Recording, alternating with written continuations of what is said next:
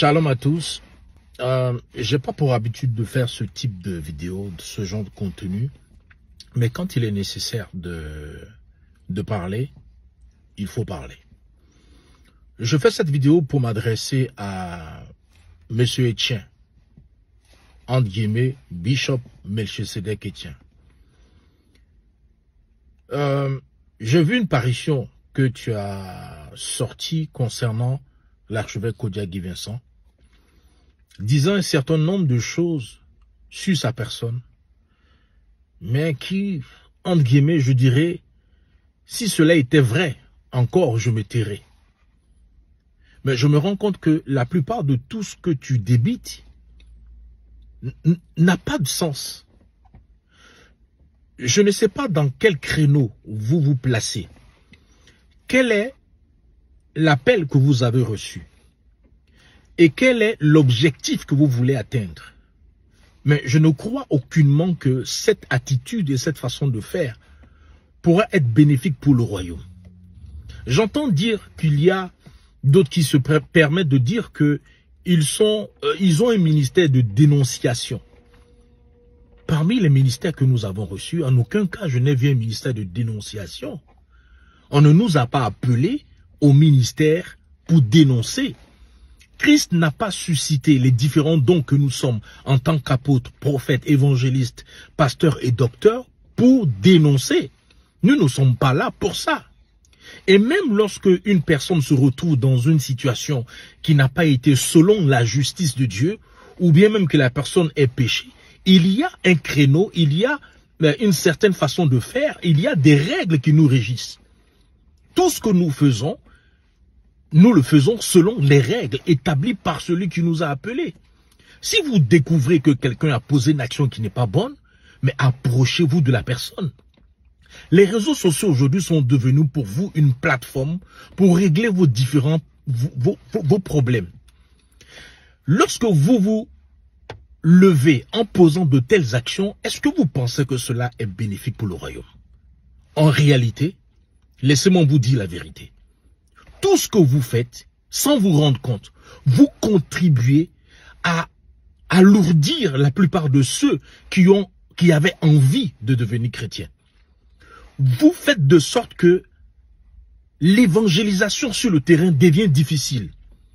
Pourquoi? Parce que si vous, déjà, vous lavez votre linge sale en public et qu'on se rend compte que chez vous, il y a tellement de problèmes, comment voulez-vous que les gens puissent venir dans votre maison ou dans votre famille? Comment pourriez-vous gagner des gens à Christ lorsque vous vous retrouvez en train d'indexer X comme étant un franc-maçon, Y comme étant rose-chrétien? Mais quelles sont les différentes preuves que vous avez? Quand j'entends dire que Dieu m'a parlé, non que tel est ci, tel est cela, écoutez, faites attention. Lorsque vous parlez des choses que vous ne savez pas, faites attention. Faites attention. Tu te permets de critiquer le message de l'archevêque Kodia en ce qui concerne le prophète Élie Pada. Où est le mal? À savoir que il attire l'attention de tout un chacun en tant que serviteur de Dieu de faire attention lorsque nous prophétisons. Pourquoi? Parce que nous sommes dans un pays laïque. Et lorsque nous sommes dans un pays laïque, comme il le dit, effectivement, c'est la séparation de l'État et de l'Église. Et nous savons très bien dans notre nation comment est-ce que les choses se passent, en Côte d'Ivoire, comment les choses se passent. Et donc, du coup, nous sommes obligés d'utiliser la sagesse pour pouvoir porter du fruit et toucher des masses. Savoir faire les choses pour pouvoir faire de sorte que nous ne puissions pas avoir des problèmes dans la nation. Où est le mal dans le fait qu'il donne des conseils concernant le fait de manifester de la sagesse? Tu te permets de te lever en racontant des choses. Écoute, je suis son fils et je ne peux pas admettre que tu parles ainsi de lui. Tu vis en France, je vis en France. Tu ne peux pas te permettre de parler de mon père comme tu le fais. Tu ne le connais pas. Tu n'es pas dans son intimité pour raconter ce que tu es en train de raconter. Donc, je te le dis, tu fais attention. Tu fais attention. Parce que si vous faites que la chair prend le dessus, eh bien, la chair va prendre le dessus. Voilà, parce que comme on le dit, on a peur de personne. Personne n'a peur de qui que ce soit.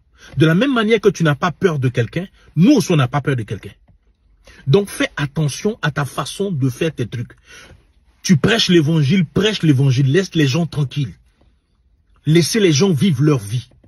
Voilà, laissez les gens vivre votre vie, leur vie. On ne vous a pas appelé pour venir vous asseoir. C'est derrière la caméra que tu as la force pour parler. Les prophéties que tu donnes concernant le président Alassane, mais va en Côte d'Ivoire, tu vas le dire et on va voir ton courage. Si tu dis que tu es autant courageux, va le faire en Côte d'Ivoire et on verra véritablement ton courage. Arrêtez à un moment donné. C'est soit vous voulez que les choses avancent au niveau du pays concernant le ministère, ou soit vous-même vous voulez détruire les choses avant le temps. Arrêtez un peu. Arrêtez un peu. On ne vous a pas appelé, Christ ne vous a pas appelé pour cela. Christ ne vous a pas appelé pour cela.